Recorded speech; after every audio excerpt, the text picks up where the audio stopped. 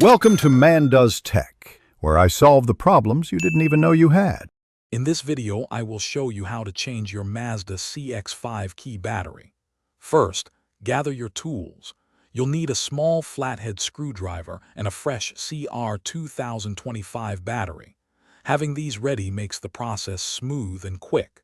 Make sure you're working in a well-lit area so you can clearly see the small components. Let's get started with the first step. Now, let's open the key fob.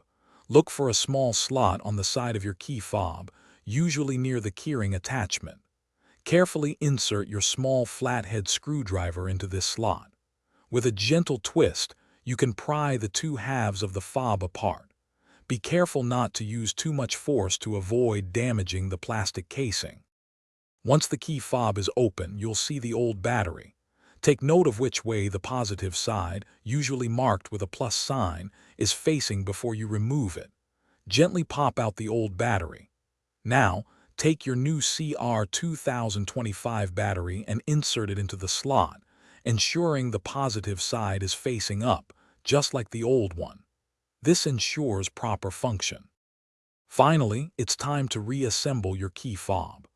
Carefully align the two halves of the casing and press them firmly together until you hear a click, indicating they are securely fastened. Once it's back together, take a moment to test your key fob with your Mazda CX-5.